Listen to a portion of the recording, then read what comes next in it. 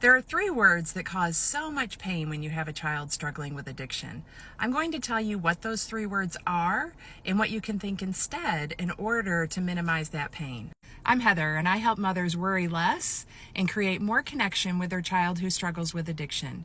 Healing can start today. You do not have to wait for recovery. Follow me to learn more. Those three painful words: it's not working. Those three words are so painful because they imply constant failure and they make you feel hopeless and like things will never get better. It's also painful because you're focusing on something outside of your control. You can influence change, but you can't control it. When I was constantly saying it's not working, it's because I was focused on abstinence. And that's because that was the only acceptable behavior for me. And that caused my daughter and I so much pain. The problem with that is I was measuring the final result that I wanted for my daughter as our only measurement of success. And that's like boarding a plane to fly across the country, and the whole time that you're flying across the country saying, it's not working because we're not there yet. I get it because I did the same thing to myself with my own daughter. But when I changed my focus, my experience of my daughter's addiction and recovery changed dramatically.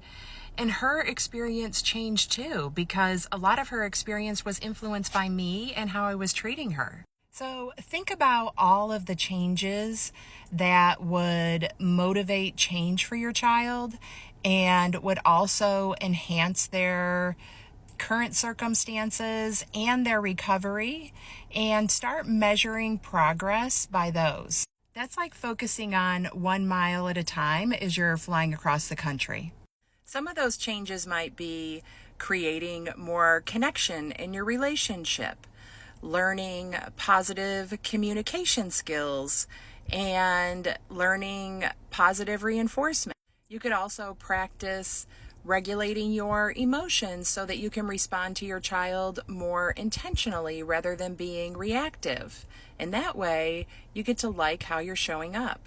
Everything that I just mentioned is within your control, and that means that you can start focusing on your own success, on what's working for you instead of focusing on your child where you don't have any control, because that often makes parents feel so powerless. And practicing these skills will create hope, and it will make you proud of yourself. And there is so much value in being proud of yourself for how you show up in this really difficult situation.